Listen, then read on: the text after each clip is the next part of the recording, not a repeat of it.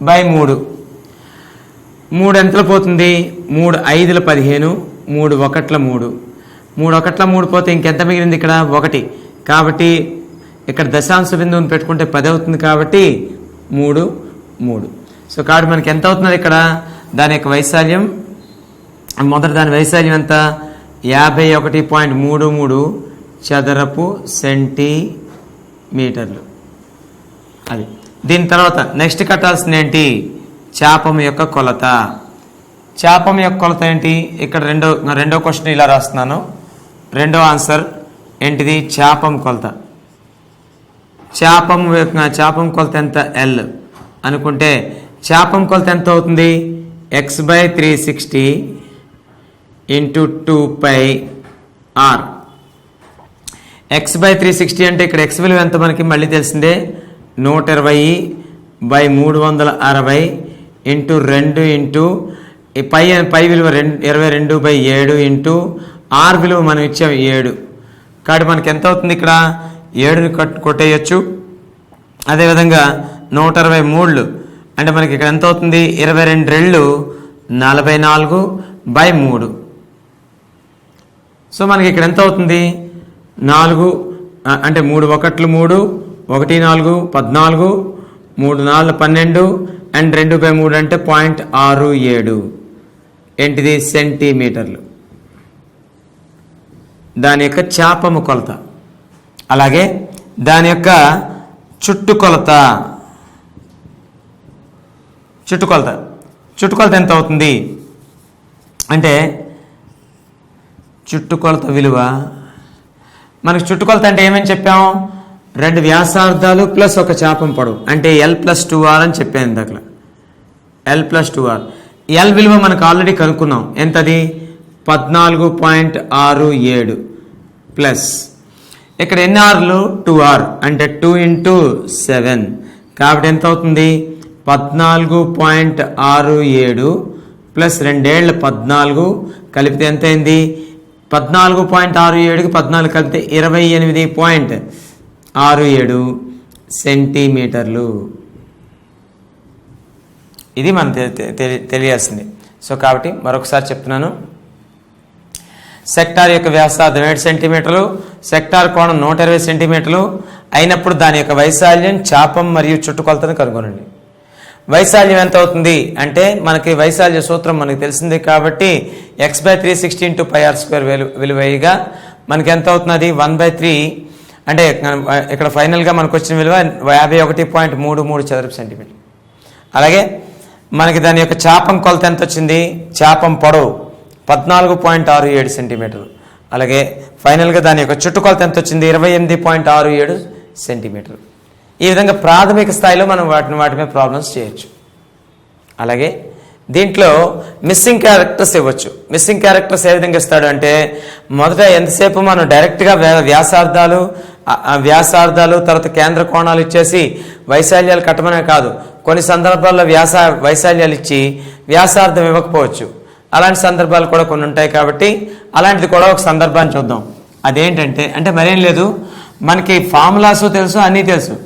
అయితే స్టార్టింగ్లో లెక్కలు చేసే వాళ్ళకి ఎవరికైనా సరే ఎదురయ్యే ఇబ్బంది ఏంటంటే ఫార్ములాస్ యొక్క వాడకం.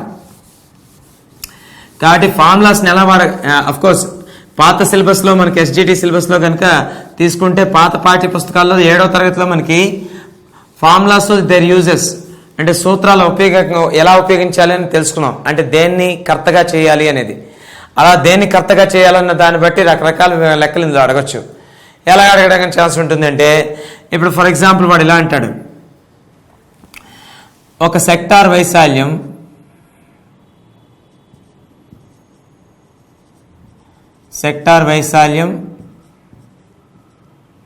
ఓకే 1540 చదరపు సెంటీమీటర్లు సెక్టార్ వైశాల్యం. అలాగే దాని యొక్క కేంద్ర కోణం ఎంత? 90 డిగ్రీలు. అంటే సెక్టార్ కోణం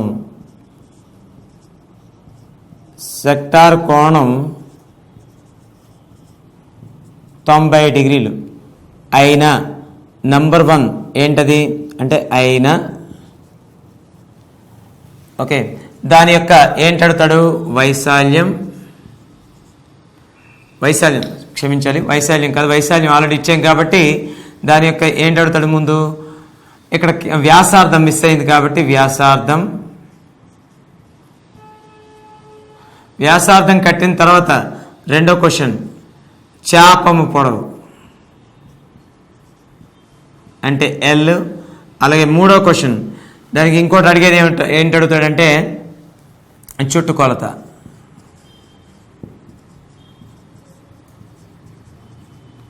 కనుగొను. ఇది మనకు ప్రశ్న. కాబట్టి సెక్టార్లో మనకి ఫిగర్ బొమ్మ గీస్తే కనుక మనకేమిచ్చాడు? సెక్టార్ కోణం అంటే కోణం 90 డిగ్రీలు కాబట్టి కరెక్ట్ పావవృత్తాన్ని సూచిస్తుంది అది. ఇది మనకి ఇచ్చిన సెక్టార్ అంటే అర్ధవృత్తంలో సగం, ఇంకా పావు వృత్తం, వృత్తంలో పావు వంతు, 1/4 వంతు, అది మనకి ఇచ్చింది ఇక్కడ. అయితే మనకి ఇక్కడ దాని యొక్క వ్యాసార్థం ఇచ్చాడా? ఇవ్వలేదు. కానీ కోణం మాత్రం ఎంత ఇచ్చాడు? 90 డిగ్రీలు ఇచ్చాడు. అయితే మనకి వ్యాసార్థాన్ని కట్టాలి. అయితే దానికి వాడు మనకి ఇచ్చిన హింట్ ఏంటంటే దాని యొక్క వైశాల్యం 1540 చదరపు సెంటీమీటర్లు. కాబట్టి ఎంత అవుతుందో చూద్దాం. మన దాని యొక్క వైశాల్యం ఇచ్చాడు కాబట్టి సర్వసాధారణంగా అంటే కేంద్ర కోణం అనేది 90 డిగ్రీలు మరి వ్యాసార్థం ఆరైనప్పుడు దాని యొక్క సెక్టార్ వైశాల్యం ఏంటవుతుంది? మనకి x/360. ఎక్స్ అనేది ఇక్కడ ఎంత ఇచ్చాం మనం? 90/360 ఇంటూ πr². 90/360 ఇంటూ πr² ఇచ్చాడు. మరి అలాంటి సందర్భంలో మనకి ఇక్కడ ఏమవుతుంది? ఇంకా 91 94 కాబట్టి πr²/4 దీని విలువలా ఇచ్చాడు. అయితే మనకి ఇక్కడ దానికి వ్యాసార్థం కట్టాలి కాబట్టి అయితే ఇక్కడ మనకి వ్యాసార్థం ఎలా వస్తుంది? మనకి πr²/4 దాని వైశాల్యం వచ్చింది. కానీ దాని విలువ ఆల్రెడీ వాడు ఎంత ఇచ్చాడు? 1540 ఇచ్చాడు. కాబట్టి πr²/4 = 1540. కాబట్టి మనం ఇక్కడ దీన్ని సింప్లిఫై చేసి r² విలువ రప్పించడానికి. కాబట్టి r² విలువ ఎంత అవుతుందో చూద్దాం. ఇప్పుడు r² ఎంత? 1540 ఇంటూ 4 ఇక్కడ భాగిస్తుంది కాబట్టి అటు పోతే గుణిస్తుంది. అలాగే ఇక్కడ పై భాగిస్తుంది కాబట్టి అటు పోతే గుణిస్తుంది కాబట్టి అటు పోతే ఏమవుతుంది? భాగిస్తుంది. అయితే ఇక్కడ మనకి పై విలువను ప్రతిక్షేపించేస్తే ఇంకా సింపుల్గా ఉంటుంది. ఏంటది? 150 అదే 1540 ఇంటూ 4/22/7 పైకి పోతుంది కాబట్టి మనకి ఫైనల్గా ఏమవుతుంది? 1540 ఇంటూ 4/22 7 అనేది పైకి వచ్చేసింది. కాబట్టి 22 ఎంతలు పోతుంది ఇక్కడ? 7. 22 ఎంతలు? 7. అయితే మనకి ఫైనల్గా మిగిలింది ఏంటి? 7² ఇంటూ 4 అంటే ఎంత? 2² ఇంటూ 10. ఇది r² విలువ. అంటే r విలువ ఎంత అవుతుంది? మనకు తెలుసు వర్గమూలం. 7² ఇంటూ 2² ఇంటూ 10. ఇక్కడ మనకి రెండిటికి వర్గమూలాలు కట్టేయచ్చు, ఎందుకంటే ఖచ్చిత వర్గాలు కాబట్టి 7 2 బయటికి తీసుకురావచ్చు, 10 లోపల ఉండిపోతుంది. కాబట్టి ఎంత? 7 ఇంటూ 2 బయటకు వస్తుంది అంటే 14 బయటకు వచ్చేస్తే 14 బయటకు వచ్చేస్తే మనకి లోపల ఎంత ఉండిపోయింది? 14√10 సెంటీమీటర్లు. ఇది మనకి అక్కడ వచ్చేంటి? వ్యాసార్థం యొక్క కొలత. అయితే ప్రతిసారి వ్యాసార్థం అనేది పూర్ణాంకాల్లోనే రావాల్సిన అవసరం లేదు, లేదా ప్రతిసారి అంటే అకరణీయ సంఖ్య రావాల్సిన అవసరం లేదు. కొన్నిసార్లు కరణీయ సంఖ్యలో కూడా ఆన్సర్ వచ్చేస్తుంది. కాబట్టి వ్యాసార్థం ఎంత? 14√10 సెంటీమీటర్లు. వ్యాసార్థం కనుక్కున్న తర్వాత రెండవ క్వశ్చన్ మనకి ఏంటి? ఇక్కడ రెండవ క్వశ్చన్ చాపం పొడవు అంటే ఎల్ విలువ కావాలంటే ఏంటి దాని ఫార్ములా? x/360 degrees ఇంటూ ఎంత? 2πr. అయితే ఇప్పుడు మనకి x విలువ తెలుసు, r విలువ తెలుసు. కాబట్టి మనం ఏం చేయొచ్చు? x అంటే కేంద్ర కోణం 90 డిగ్రీలు, r విలువ మనం ఇప్పుడు ఆల్రెడీ కట్టాం 14√10. కాబట్టి దాన్ని ప్రతిక్షేపించినట్లయితే ఎంత? 90/360 ఇంటూ 2 ఇంటూ 22/7 ఇంటూ r విలువ మనకి ఎంత వచ్చింది? 14√10. అయితే ఇప్పుడు మనకి ఎంత అవుతుంది? 94. ఇక్కడ 2 11. సో కాబట్టి కింద ఇంక ఇటు పక్క ఏమి లేవు. అలాగే 7 ఒకట్లు 7 2 కాబట్టి మనకి ఫైనల్గా ఇక్కడ ఏమీ మిగలలేదు, ఇక్కడ ఏమీ మిగలలేదు, ఇక్కడ 11 మిగిలింది, ఇక్కడ 2 మిగిలింది. కాబట్టి స్క్వేర్ రూట్ కాకుండా బయట ఉన్నది ఎంత 11 × 2 22 ఇంటూ ఎంత √10 సెంటీమీటర్. దాని చాపం కొలత ఎంత వచ్చింది 22√10 సెంటీమీటర్లు. దేనిలో ప్రతిక్షేపించగా x/360 × 2πr.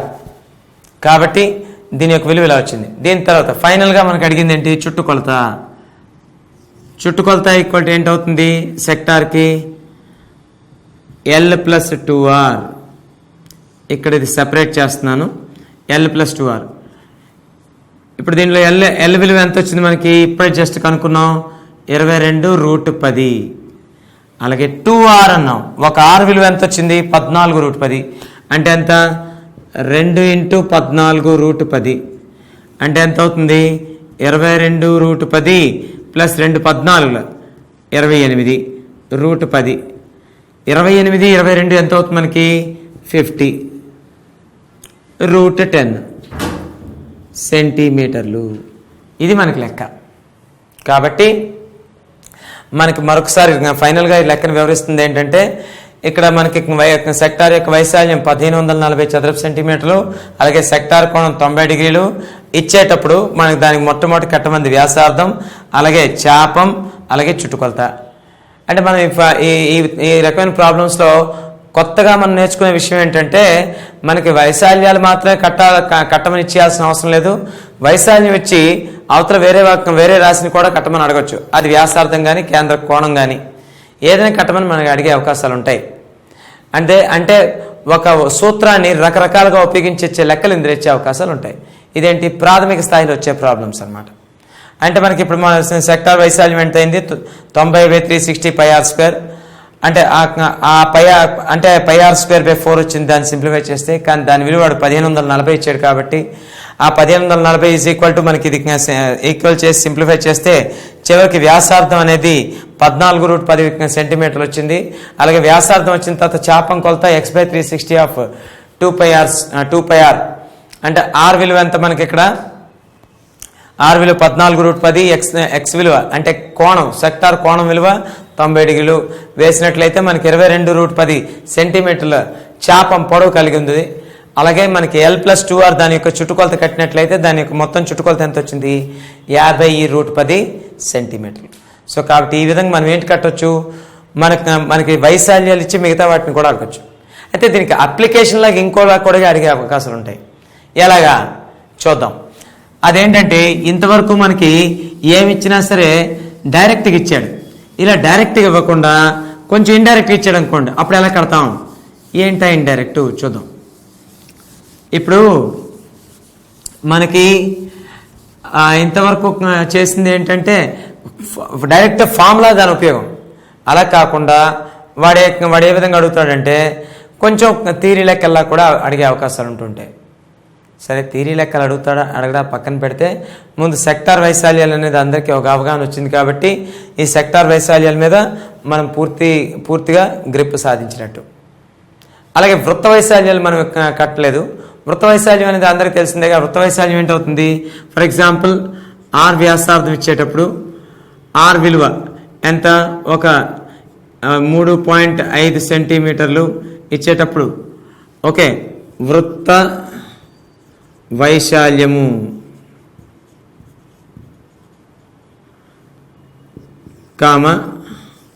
వృత్త పరిధి అంటే వృత్తం యొక్క చుట్టుకొలత కట్టండి. వృత్త పరిధి ఇది అతి సాధారణమైన విషయం. ఒకసారి సెక్టారే కట్టగలిగే వృత్తం కట్టడానికి ఏముంది డైరెక్ట్గా మన సూత్రమే కాబట్టి కట్టేస్తాం. సో కాబట్టి ఏమవుతుంది ఇక్కడ r విలువ 3.5 సెంటీమీటర్లు. అప్పుడు దాని యొక్క వైశాల్యం ఎంత అవుతుంది ఒకటో క్వశ్చన్ వైశాల్యం ఎంత అవుతుంది అంటే πr² అంటే ఎంత అవుతుంది π × 3.5 35 కాదు 3.5². ఇలా 3.5 పెట్టుకుని మనం డెసిమల్స్లో 35 స్క్వేర్ చేసి మళ్ళీ పాయింట్లు పెట్టుకునే కంటే ఈజీగా ఇలా చేయొచ్చు. అంటే 3.5ని 7/2గా రాయొచ్చు. ఎందుకు 3.5 3.5 అంటే 3.5 అంటే 7లో సగం అని రాసేసుకోవచ్చు. అలాగే పైన ఎలా రాసుకోవచ్చు 22/7. అయితే 22/7 ఎందుకు రాస్తున్నాం? 3.14 రాయకూడదా అంటే రాయకూడదా ఏం కాదు. కాకపోతే మనకి ఏ విధంగా అయితే ఫాస్ట్గా తెగిపోతుంది, ఏ విధంగా అయితే ఫాస్ట్గా లెక్క అవుతుందని చూసుకున్నట్లయితే ఇక్కడ 7 కట్ అయ్యే అవకాశం ఉంది కాబట్టి అలా తీసుకుంటున్నాం. 7/2 హోల్ స్క్వేర్. అప్పుడు దీని అర్థం ఏంటి? దీన్ని కొంచెం విస్తరించి రాస్తే 22/7 ఇంటూ 7/2 ఇంటూ 7/2. మన 7ని కొట్టిపడేస్తే 2 1 2 11. సో ఫైనల్గా మిగిలింది ఏంటి? 11/2. 11/2 అంటే ఎంత అవుతుంది? 5.5. ఇది వైశాల్యం కాబట్టి చదరపు యూనిట్లు అంటే చదరపు సెంటీమీటర్. అలాగే రెండోది వృత్త పరిధి.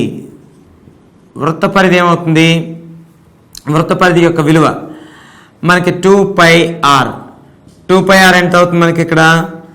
2 × 22/7 ఇంటూ r విలువ మనం ఆల్రెడీ ఎంత ఇచ్చాం? 3.5 అంటే 7/2. కట్ 2 కట్ చేస్తే 7 కట్ చేస్తే మిగిలింది ఎంత? 22 సెంటీమీటర్లు. ఇది మనకి వృత్త పరిధి. అంటే సర్వసాధారణంగా వృత్తాల మీద ఇచ్చే ప్రాథమిక స్థాయి ప్రాబ్లమ్స్ ఇలా ఉంటాయి. ఎలా ఇచ్చాడు? వృత్తం యొక్క వ్యాసార్థం 3.5 సెంటీమీటర్స్, దాని యొక్క వైశాల్యం మరియు వృత్త పరిధి డైరెక్ట్గా అడిగేశాడు. అంటే మనకి ఇక్కడ ఏం చేస్తాం? πr². అలాగే వృత్త పరిధి ఎంత? 2πr. ఇప్పుడు మనం చతురస్రం, దీర్ఘచతురస్రం మరియు వృత్తం పరంగా బాటల వైశాల్యాలు కడదాం. ఇది ఒక కొత్త టాపిక్ అంటే మనకుండే స్కూల్ లెవెల్ సిలబస్లోనే ఇది ఒక కొత్త రకమైన అధ్యాయం. అదేంటంటే అధ్యాయం కాదు, ఇది ఒక కొత్త రకమైన ఎక్సర్సైజ్ అనమాట. అంటే సర్వసాధారణంగా మనం ఇంతవరకు నేర్చుకుంది బహుభుజుల్లో త్రిభుజాలు మరియు చతుర్భుజాల గురించి నేర్చుకున్నాం. త్రిభుజాల్లో రకాలు నేర్చుకున్నాం, చతుర్భుజాల్లో రకాలు నేర్చుకున్నాం. త్రిభుజ రకాల్లో వాటి రకరకాల అంటే వాటి వేరువేరు రకాల త్రిభుజాలకి వేరువేరు వైశాల్య సూత్రాలు నేర్చుకున్నాం. చతుర్భుజాలకు కూడా వేరువేరు వైశాల్య సూత్రాలు నేర్చుకున్నాం. వాటిని ప్రాథమికంగా ఎలా అప్లై చేయాలో నేర్చుకున్నాం. దాని తర్వాత వృత్తాలను కూడా ప్రాథమిక సూత్రాలను ఎలా అప్లై చేసి చిన్న చిన్న లెక్కలని సాల్వ్ చేయాలో నేర్చుకున్నాం. ఇది అయిపోయిన తర్వాత ఇప్పుడు కొంచెం అప్లికేషన్ లెవెల్కి వెళ్తాం. ఈ అప్లికేషన్ లెవెల్ ఎలా ఉంటుంది అంటే ఇంకేం లేదు, చాలా చిన్నది. ఎలాగా అంటే ఇప్పుడు మనకి ఫర్ ఎగ్జాంపుల్ మన పాఠ్య పుస్తకాలు ఇది ఇస్తాడు. 7th క్లాస్లో ఇది ఒక ఇంపార్టెంట్ మోడల్ అనమాట. 7th క్లాస్ స్థాయిలో 7వ తరగతి దాంట్లో ఇంపార్టెంట్ మోడల్ ఏంటంటే బాట వైశాల్యాలు.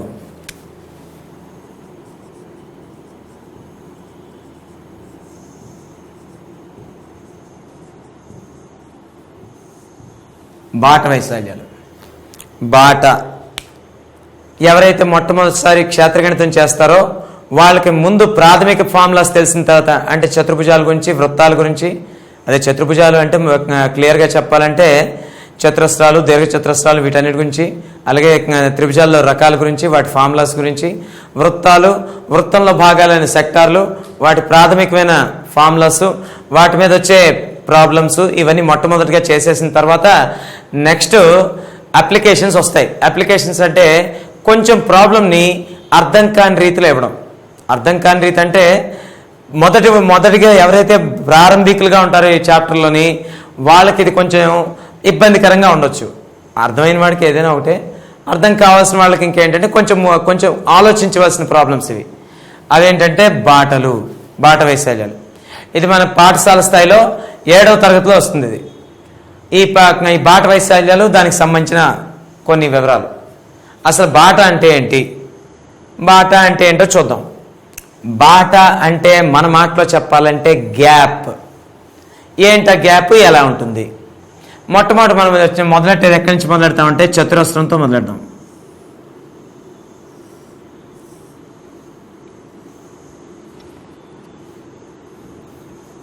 చతురస్రంతో మొదలెడితే ఈ చతురస్రంలో మనకి ఈ చతురస్రాకారంలో ఫర్ ఎగ్జాంపుల్ వాడు అంటే ఇక్కడ మనం అప్లికేషన్తోనే వెళ్ళాలి కాబట్టి ముందుగానే ఒకసారి అప్లికేషన్ చెప్తున్నాను. ఇక్కడ ఒక చతురస్రాకార పార్కు గలదు అంటాడు. చతురస్రాకార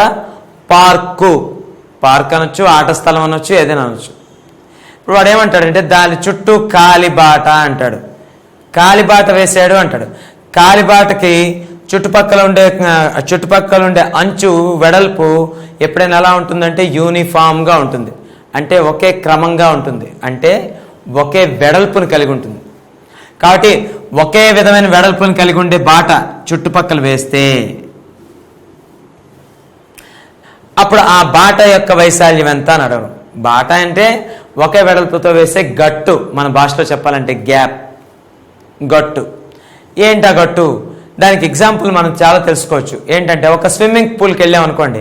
స్విమ్మింగ్ పూల్ అంటే ఒక గొయ్యే ఉండదు. ఆ స్విమ్మింగ్ పూల్ అనే ఒక గొయ్యి చుట్టూ పక్కన గట్టు ఉంటుంది. ఇలాగా ఆ గట్టు కొలత అన్ని వైపుల నుంచి ఒకే వెడల్పుతో ఉంటుందా? గట్టు వెడల్పు అన్ని వైపులా ఒకేలా ఉంటుందా, లేక ఒకవైపు ఒకలాగా ఇంకోవైపు ఇంకోలా ఉంటుందా? అన్ని వైపులా ఒకేలా ఉంటుంది. అది మనం జనరల్గా స్విమ్మింగ్ పూల్ చూసే ఎవరికైనా అనుభవం. కాబట్టి ఏంటంటే స్విమ్మింగ్ పూల్ గట్టుతలకు వెడల్పు మనకి పొడవు వెంబడి, వెడల్పు వెంబడి, మళ్ళీ పొడవు వెంబడి, మళ్ళీ వెడల్పు, అంటే సర్వసాధారణంగా దీర్ఘ చతురస్రాకార ఉపరితలాన్ని కలిగిన స్విమ్మింగ్ పూల్ కోసం చెప్తున్నాను నేను.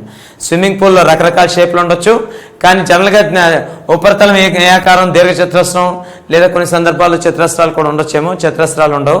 దీర్ఘ చతురస్రాలనేమో ఉపరితలం తాలూకా షేప్ ఉండే విధంగా ఉండే స్విమ్మింగ్ పూల్ వస్తే దాని చుట్టూ మనకి ఎవరైనా సరే స్విమ్మింగ్ పూల్లో ఈత కొట్టి బయటకు వచ్చిన తర్వాత కూర్చోవడానికి ఒక గట్టు ఉంటుంది. ఆ గట్టు తాలూకు వెడల్పు ఎప్పుడు ఒకే విధంగా ఉంటుంది. అలాగే మనం పూర్వం వాడేవారు అంటే చిన్నపిల్లలు వీళ్ళు నేర్చుకునేటప్పుడు వాడే పలకలు. ఆ పలక బలపం అంటాం. ఆ పలకలో కర్ర చెక్క యొక్క మందం అన్ని వైపులా ఒకేలా ఉంటుందా, ఉండదా? కర్ర చెక్క యొక్క వెడల్పు 4 వైపులా ఒకే విధంగా ఉంటుందిగా, అలా కూడా అనుకోవచ్చు. ఇంకా రకరకాల సందర్భాల్లో రకరకాల ఎగ్జాంపుల్స్.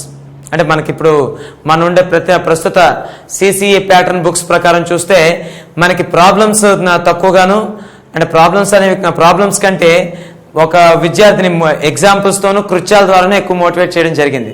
అది మంచిదే, ఎందుకంటే ముందు విద్యార్థికి ఏ విధంగా ఉంటుందో తెలుస్తుంది దానివల్ల. సరే, ఇప్పుడు దీంట్లో మనకి ఇది చతురస్రం అనుకోండి. ఈ చతురస్రం చుట్టూ ఒకే వెడల్పుతో ఒక గట్టును నిర్మిస్తే, ఒకే వెడల్పు అంటే ఇటువైపు 1 మీటర్ అంటే ఇటువైపు కూడా ఎంత అవ్వాలి? 1 మీటర్. అలాగే ఇటువైపు కూడా ఎంత అవ్వాలి? 1 మీటర్. ఇటువైపు కూడా ఎంత అవ్వాలి? 1 మీటర్. ఇలా ఒకే వెడల్పుతో గట్టు లాంటి నిర్మాణాన్ని, గట్టు అనక్కర్లేదు, ఒకే వెడల్పుతో నిర్మించిన బార్డర్ అనుకోవచ్చు మనం.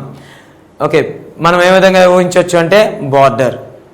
ఆ బార్డర్ అన్ని వైపులా ఒకేలా గీసినట్లయితే దాన్ని ఏమని పిలవచ్చు? ఈ 2 చతురస్రాల యొక్క చుట్టుకొలతలు, ఇగో దీని చుట్టుకొలత అలాగే దీని చుట్టుకొలత మధ్య ఆక్రమించబడిన ఈ ప్రదేశాన్ని ఏమంటామంటే బాట అంటాం. దీన్ని ఏమంటాం? బాట. మరొకసారి చెప్తున్నాను, బాట అనే మాట కొత్తగా వింటాం మనం. ఎందుకంటే బాట అనే మాట ఇంతవరకు వినరు ఎవరు. 6th క్లాసు 7th క్లాస్లో ప్రథమంగా ఫార్ములాస్ వాడి, అంటే ఫార్ములాస్ అంటే సూత్రాలను వాడి లెక్కలు చేసే వాళ్ళకి ఇది కొంచెం కొత్తగా ఉంటుంది. సో సూత్రాలను వాడి లెక్కలు చేసే వాళ్ళకి పరంగా మనం ఆలోచించకుండా మనం ఆలోచించాల్సింది ఎలాగా అంటే కొంచెం అనలిటికల్గా ఆలోచించాలి, విశ్లేషణాత్మకంగా ఆలోచిస్తే ఇది బాగానే ఉంటుంది. మళ్ళీ మరోసారి చెప్తున్నాను, ఒక చతురస్రం అనుకుంటే ఈ చతురస్రాకారం చుట్టూ ఒక బార్డర్ గీసాను నేను, ఒక రంగు పెయింటింగ్ వేశాను, ఒక బోర్డు మీద దీని చుట్టూ ఒక పెయింటింగ్ వేశాను. ఆ పెయింటింగ్ అన్ని వైపులా ఒకే వెడల్పుతో వేశాను. అన్ని వైపులా సపోజ్ అదంతా 1 మీటర్. ఆ 1 మీటర్ వెడల్పుతో పెయింటింగ్ వేస్తే ఇప్పుడు 1 మీటర్ వెడల్పుతో ఉన్న ఈ ఆకారం ఏదైతే ఉందో, అంటే దాని అర్థం ఏంటి? లోపలి చతురస్రం యొక్క చుట్టుకొలత అలాగే బయట చతురస్రం యొక్క చుట్టుకొలతకి మధ్యలో ఏర్పడిన ప్రదేశం ఏంటవుతుందంటే బాట. కాబట్టి బాట అనే ఆ పదానికి అర్థం అది. ఇప్పుడు మనకి బాట వైశాల్యం కావాలి.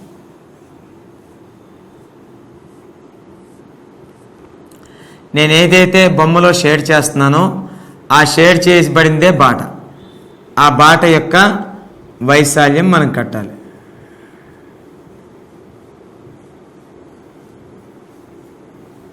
ఇది మనం కట్టవలసింది. కాబట్టి ఈ బాట వైశాల్యం మనం కట్టాలి. ఇది మన ముందున్న సమస్య. అయితే ప్రారంభ స్థాయిలో ఉన్న వాళ్ళకి ఇది కూడా చిన్న కన్ఫ్యూజనే. అప్పుడు ప్రారంభ స్థాయిలో ఉన్న వాళ్ళకి ఇది ఎవరు ఏ స్థాయిలో ఉన్న వాళ్ళైనా సరే మొట్టమొదటి కన్ఫ్యూజన్ క్లియర్ చేసుకోవాలి. కన్ఫ్యూజన్ క్లియర్ చేసుకోవాలంటే ఏంటి? వైశాల్యం తాలూకు బేసిక్ వెళ్ళాలి. అసలు వైశాల్యం అంటే అర్థం ఏమిటి? వైశాల్యం అంటే ఇప్పుడు బోర్డు యొక్క వైశాల్యం అన్నాను. బోర్డు యొక్క వైశాల్యం అంటే అర్థం ఏంటి? నేను చేతితో తాకుతున్న ఈ తలం అంతటి యొక్క పరిమాణమే వైశాల్యం. ఇగో చేతితో ఇదంతా తాకితే మొత్తం ఎంత తలం ఉందో అంత తలం యొక్క పరిమాణము, దాన్ని ఏమంటాం? వైశాల్యం అంటాం. అంటే ఇప్పుడు ఇందులోని మీరు జాగ్రత్తగా ఆలోచిస్తే ఇక్కడ లోపలి ఒక చతురస్రం వచ్చింది. ఆ లోపలి చతురస్రం యొక్క ప్రతి అంచుకి అంటే ప్రతి భుజానికి ఇక్కడ 2 బాట వెడల్పులు కలపగా బయట అంచు వచ్చింది. అంటే మొత్తమే బయట కూడా ఏంటి, ఇది ఎంత ఉంటుందో దానికి 2 సెంటీమీటర్లు ఎక్కువ ఉంటుంది, అలాగే ఇటు కూడా 2 సెంటీమీటర్లు ఎక్కువ ఉంటుంది. మొత్తం బయట ఏర్పడే ఫిగర్ కూడా ఏంటి? చతురస్రమే. బయట ఏర్పడే ఫిగర్ కూడా ఏంటి? చతురస్రమే. అందుచేత మనకి బాటలు అని ఏర్పడేటప్పుడు బాటల్లో ఒక ఫిగర్ వస్తుందా, 2 ఫిగర్లు వస్తాయా? 2. ఏంటా 2? ఇప్పుడు ఒకవేళ ఇది చతురస్రాకారం కాబట్టి చతురస్రాకారం లోపల వైపు ఒక చతురస్రం, బయట వైపు ఒక చతురస్రం, అంటే 2 చతురస్రాకారాలు. కాబట్టి 2 చతురస్రాకారాలు వస్తాయి.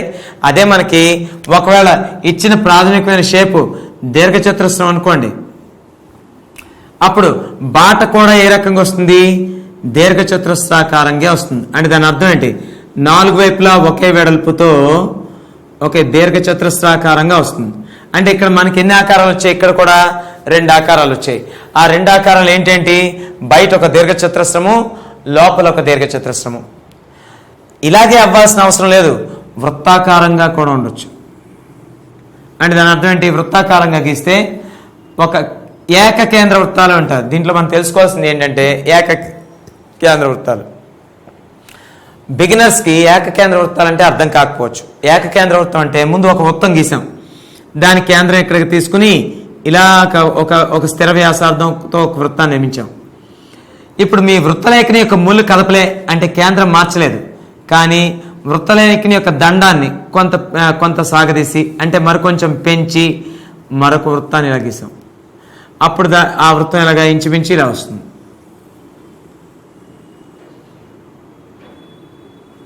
అప్పుడు ఇక్కడ ఎన్ని వృత్తాలు ఏర్పడ్డాయి?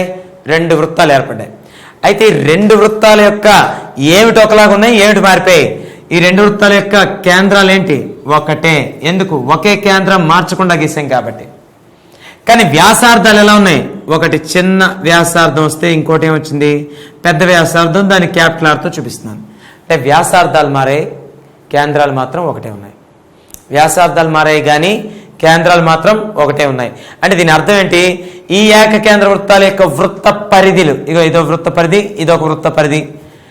ఈ 2 వృత్త పరిధుల మధ్య ఏర్పడిన తల వైశాల్యం, ఈ రెండింటి మధ్య ఏర్పడిన తల వైశాల్యం, దీన్ని కూడా ఏమంటారు? బాట వైశాల్యం అని అంటారు. అయితే దీనికి ఒక ప్రత్యేకమైన పేరు కూడా ఉంది.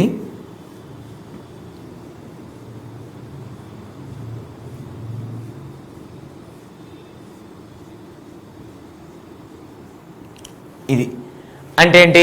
మనకు బాట అనే దానికి బాట అంటే అర్థం ఏంటి? కొంత స్థిర వెడల్పుతో ఏర్పడే వైశాల్యము. కొంత స్థిర వెడల్పుతో ఏర్పడుతుంది చుట్టుపక్కల, అది మొత్తం ఆక్రమించదు. ఒక స్థిర వైశాల్యాన్ని మధ్యలో వదిలేస్తుంది. ఒక స్థిర వైశాల్యానికి చుట్టుపక్కల ఏర్పడిన వైశాల్యం అని అర్థం. ఒక వైశాల్యము, ఒక ప్రదేశము చుట్టూ ఒక స్థిరమైన వెడల్పుతో ఏర్పడే దాన్ని బాట అంటాం. మరొకసారి వివరిస్తున్నాను. ఏదో ఒక ప్రదేశం, ఇక్కడ చతురస్రాకార ప్రదేశం, ఇక్కడ దీర్ఘచతురస్రాకార ప్రదేశం, ఇక్కడ వృత్తాకార ప్రదేశం, ఇలా ఒక ప్రదేశం చుట్టూ స్థిరమైన వెడల్పుతో ఏర్పడిన ఒక ప్రదేశ వైశాల్యాన్ని, మనం ఇచ్చిన ప్రదేశం చుట్టూ ఒక స్థిరమైన వెడల్పుతో ఏర్పడిన ఒక వైశాల్యాన్ని, స్థిరమైన ప్రదేశంతో ఏర్పడిన ఒక ఆకారాన్ని బాట అంటే, ఆ ఆకారం యొక్క వైశాల్యాన్నే బాట వైశాల్యంగా పేర్కొంటారు. అంటే వెడల్పులు అన్ని చోట్ల ఎలా ఉంటాయి? స్థిరంగా ఉంటాయి. కాబట్టి ఇది బాటలు అంటే అర్థం. అయితే ఆ బాట కనుక చతురస్రం బయట చతురస్రం లేదా చతురస్రం లోపల చతురస్రం ఏర్పడింది అనుకోండి, దాన్ని ఏమని పిలుస్తాం? చతురస్రాకార బాట అంటాం. ఏమంటాం? చతురస్రాకార బాట. అలాగే ఒక దీర్ఘచతురస్రంలో మరో దీర్ఘచతురస్రం ఏర్పడే విధంగా వచ్చింది అనుకోండి, అది దాన్ని ఏమంటాం? దీర్ఘచతురస్రాకార బాట అంటాం. దీర్ఘచతురస్రాకార బాట. అలాగే ఇప్పుడు ఈ ఒక వృత్తంలో మరో వృత్తం, అది కేంద్రం ఒకటే అయ్యుండి ఏకకేంద్ర వృత్తం అంటే వృత్తం లోపల ఒక వృత్తం వచ్చేటప్పుడు ఏర్పడే చుట్టూ ఆ ప్రదేశ వైశాల్యం, చుట్టూ ఏర్పడే స్థిరమైన వెడల్పుతో ఏర్పడే ప్రదేశ వైశాల్యం లేదా ప్రదేశంని ఏమంటారు? వృత్తాకార బాట అంటారు. దీన్ని ఏమంటారు? వృత్తాకార బాట. ఈ వృత్తాకార బాటకే నేను ఇక్కడ వృత్తాకార బాట అని చెప్పాను, మీకు పాఠ్య పుస్తకాల్లో వృత్తాకార బాట అని కనిపించదు. దాన్ని ఏమని పిలుస్తారంటే కంకణము.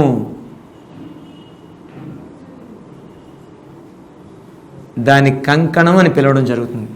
ఇది బాట అనే కొత్త కాన్సెప్ట్. ఇక్కడి నుంచి మనకి ఏంటంటే ఇదివరకు వచ్చింది వేరు, ఇప్పుడు వచ్చింది వేరు.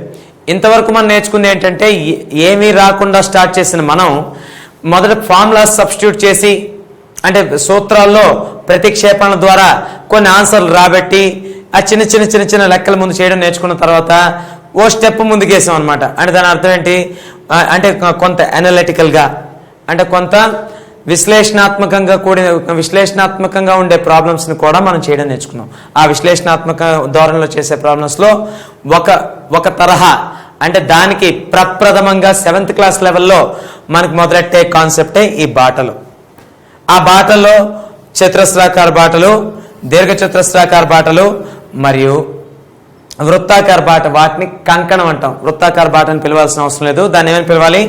కంకణము. సో కాబట్టి కంకణం. కాబట్టి ఇంతవరకు మనం పూర్తి ఫిగర్ల వైశాల్యాలను కడితే ఇప్పుడు బాటల వైశాల్యాన్ని కట్టాలి. మరొకసారి గుర్తు చేస్తాను చివరిగా. ఇక్కడ మనకి కంకణము లేదా బాట అంటే అర్థం ఏంటి? మనకిచ్చిన ప్రదేశం చుట్టూ ఒక స్థిర వెడల్పుతో ఏర్పడిన ఒక ఆకారాన్నే బాట అంటాం. ఆ బాట అనేది చతురస్రాకారం చుట్టూ ఏర్పడితే బయట ఆ చతురస్రాకార బాట అంటాం. దీర్ఘచతురస్రాకారం చుట్టూ ఏర్పడితే దీర్ఘచతురస్రాకార బాట అంటాం. వృత్తాకారం చుట్టూ ఏర్పడితే వృత్తాకార బాట అని అంటాం. కానీ జనరల్గా దాని పేరు కంకణం అని ఇస్తారు. సో ఇప్పుడు మనం కట్టబోతుంది ఏంటి? కంకణ వైశాల్యం మరియు చతురస్రాకార బాట వైశాల్యం, దీర్ఘచతురస్రాకార బాట వైశాల్యం ఎట్సెట్రా. ఇవి ఇప్పుడు మనం కట్టబోతుంది. ఎవరైతే మ్యాథమెటిక్స్లో స్టార్టింగ్లో బిగినింగ్ స్టేజ్లో ఉంటారో వాళ్ళకి ఇది ఒక కొత్తదనం అనమాట. ఇది ఇక్కడ వరకు ఫార్ములాస్ మీద ఆధారపడిన వాళ్ళు ఇప్పుడు కొంత విశ్లేషణాత్మక ఆలోచన ధోరణిని కూడా అలవాటు చేసుకోవాలి. సో కాబట్టి ఇప్పుడు మనం మొట్టమొదటిగా దేనిలోకి ఎంటర్ అవబోతున్నాం? చతురస్రాకార బాటల్లోకి ఎంటర్ అవబోతున్నాం. అయితే చతురస్రాకార బాటల్లోకి ఎంటర్ అయ్యే ముందు మనం బాట అంటే ఏంటో తెలుసుకున్నాం. రకరకాల బాటల్ని ఏ పేర్లతో పిలుస్తామో తెలుసుకున్నాం. వృత్తాకార బాటని కంకణం అంటారని, దీన్ని దీర్ఘచతురస్రాకార బాట అంటారని, దీన్ని చతురస్రాకార బాట అంటారని తెలుసుకున్నాం. ఇది మనం ఇప్పటి వరకు చేసిన పని. కానీ మన పని ఇంకా పూర్తి అవ్వలేదు. ఎందుకంటే మనం తెలుసుకోవాల్సిన వాటి పేర్లు కాదు, వాటి యొక్క ఏంటి తెలుసుకోవాలి? కట్టే విధానం తెలుసుకోవాలి. వైశాల్యాలు, బాట వైశాల్యాలు మనం ఏదైతే షేడ్ చేసామో, అంటే ఇక్కడ షేడ్ చేయలేదనుకోండి, ఇలా షేడ్ చేసామనుకోండి, ఈ షేడ్ చేస్తే ఈ షేడ్ల తాలూకు వైశాల్యాలు కట్టే విధానం ఇది మనం తెలుసుకోవాల్సింది. కాబట్టి ఇప్పుడు మళ్ళీ మనం చతురస్రాకార బాట వైశాల్యాలు ఎలా కట్టాలో తెలుసుకుందాం.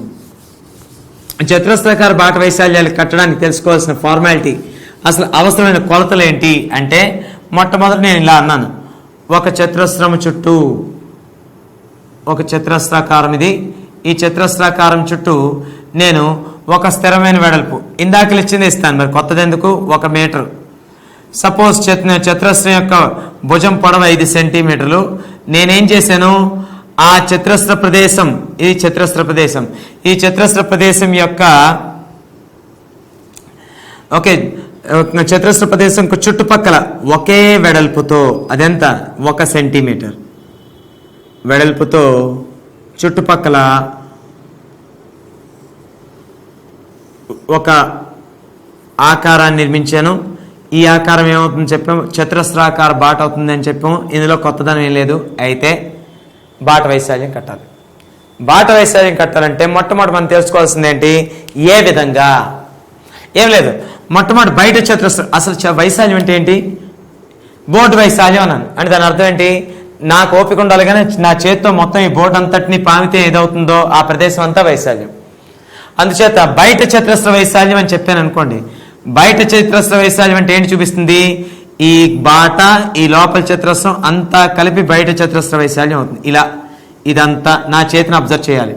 ఇదంతా కలిపి ఏమవుతుంది? బయట చతురస్ర వైశాల్యం. అదే లోపల చతురస్ర వైశాల్యం ఏంటి అవ్వాలి? ఇగో ఇది మాత్రమే. అంటే దీన్ని బట్టి మీకు ఏమర్థం అవ్వాలి? ఒకవేళ కనుక నేను ఈ బాట వైశాల్యం అడిగితే బయట చతురస్ర వైశాల్యం ఇదంతటినీ సూచించింది, లోపల చతురస్ర వైశాల్యం దీన్ని మాత్రమే సూచించింది. అంటే బయట చతురస్ర వైశాల్యంలోంచి లోపల చతురస్ర వైశాల్యాన్ని తీసివేయగా వచ్చేది ఏమవుతుంది? బాటను సూచిస్తుంది. అదే ఇక్కడ సీక్రెట్. ఇంకా తారాస్థాయిలోకి వెళ్తున్న కొద్దీ ఈ షేడ్లే మనకి ఎక్కువ వస్తాయి. అయితే మన డిఎస్సి పరిధిలో అన్నిటినీ పరిగణలోకి తీసుకోవడం, మనకి ఇక్కడ తీసుకునేది కేవలం ఈ బాటల్ని మాత్రమే.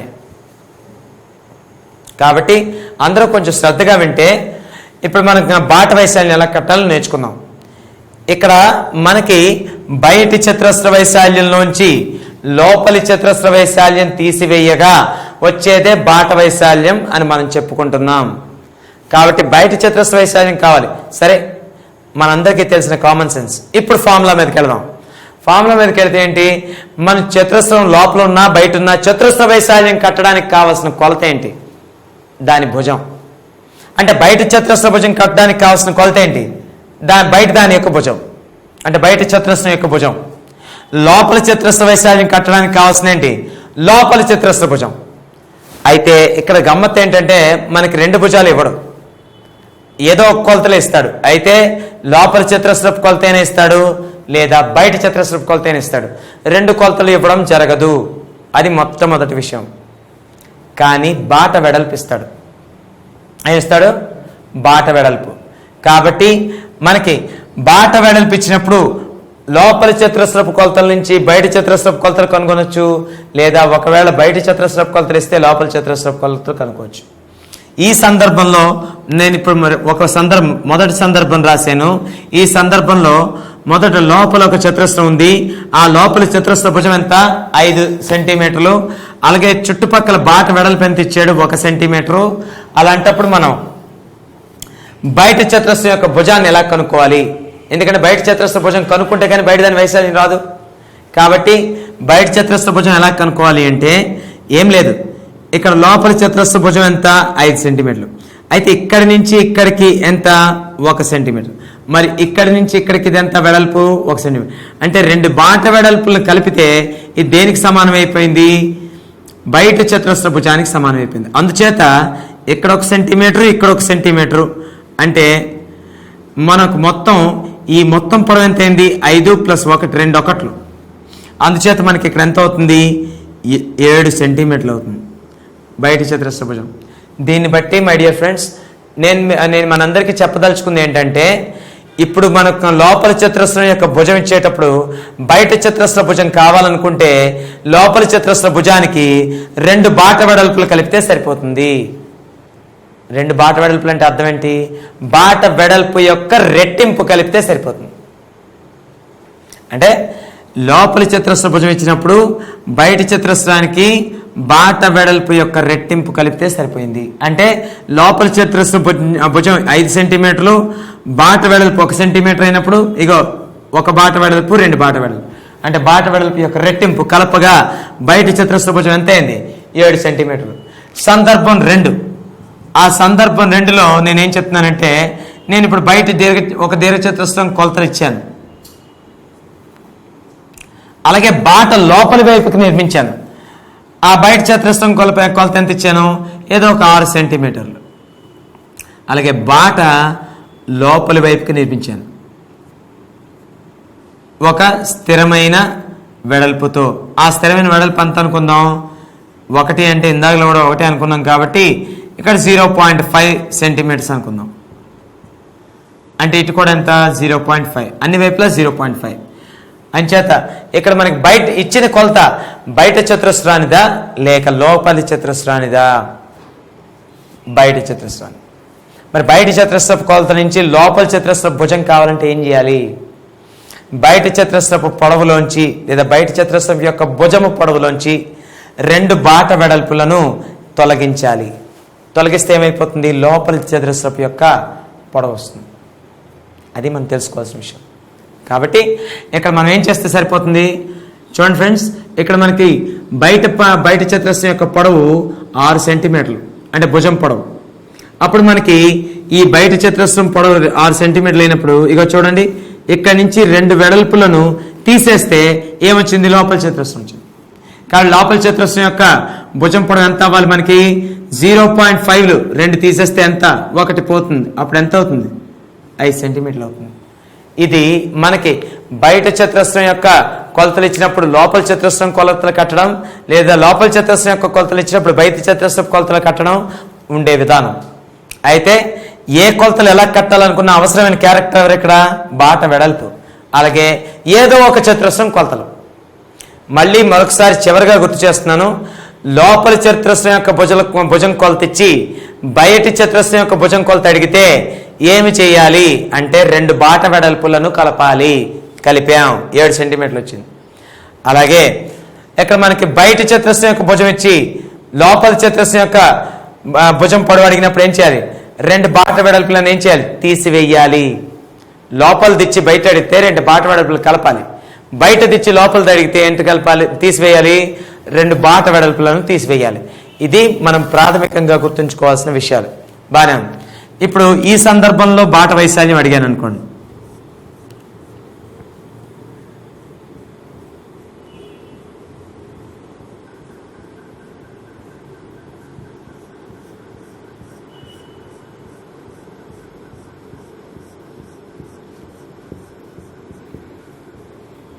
ఇలా అడిగానంటే ఏం చేయాలి? మీకు మీకు అర్థమైపోయింది. మనకి తెలిసిన ఈ పద్ధతి ద్వారా, అంటే మరేం లేదు, నేను ఇక్కడ మీకు ఇక్కడ ఒకసారి క్లియర్గా రాస్తున్నాను. ఇందాక చెప్పిన విషయాన్ని ఏంటది? లోపలి చతురస్రపు భుజము ఎంత? లోపలి దీర్ఘ చతురస్రపు భుజం ఈజ్ ఈక్వల్ ఎంత? 5 సెంటీమీటర్లు. అలాగే బయటి చతురస్రపు భుజము ఎంతైంది?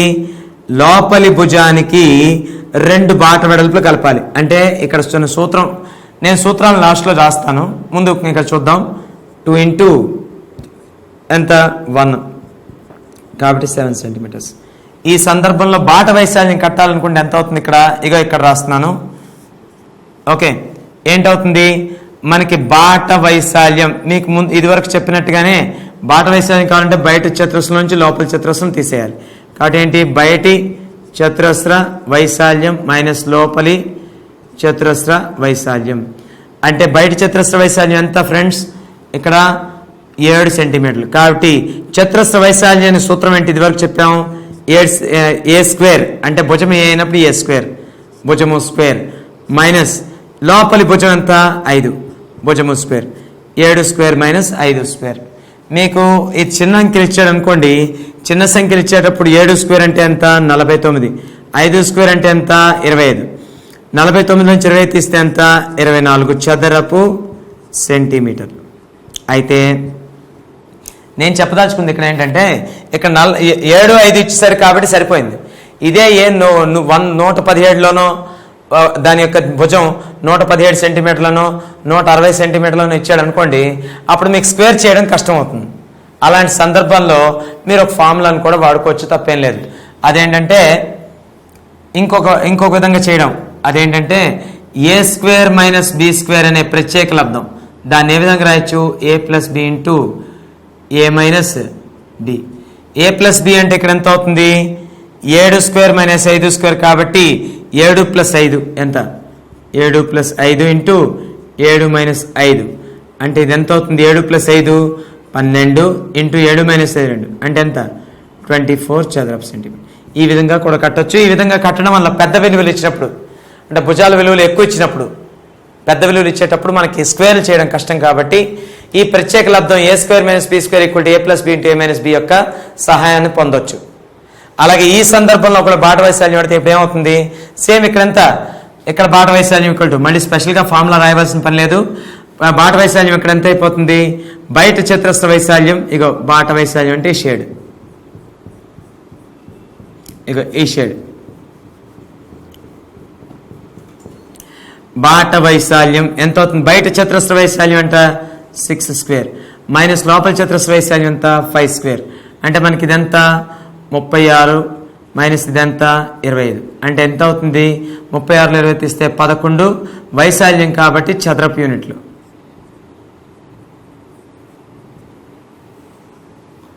11 ఇది 11 చదరపు సెంటీమీటర్. ఈ విధంగా కట్టాలి. సో మనం ఇప్పుడు నేర్చుకునే కొత్త అంశం ద్వారా మనం తెలుసుకుంది ఏంటంటే చతురస్రాకార బాట వైశాల్యం కట్టాలన్నా సరే, చతురస్రాకారం అనే కాదు, చతురస్రాకారం కావచ్చు, దీర్ఘ చతురస్రాకారం కావచ్చు, ఏ రకమైన ఆకారానికైనా బాట అంటే అర్థం ఏంటి? ఒక నిర్దిష్టమైన ఆకారం చుట్టూ స్థిరమైన వెడల్పుతో ఏర్పాటు చేయబడిన ప్రదేశం, దాన్ని బాట అంటాం. ఆ బాట వైశాల్యాన్ని కట్టాలనుకుంటే బయట ఏర్పడిన ఆకారం యొక్క వైశాల్యంలోంచి లోపల ఏర్పడిన ఆకారం యొక్క వైశాల్యాన్ని తీసివేయవలను. దీనివల్ల మనం కట్టాం. ఇవి రఫ్గా ఇచ్చిన ప్రాబ్లమ్స్. ఇప్పుడు దీని మీద ప్రాబ్లమ్స్ ఎలా ఇస్తారో చూద్దాం.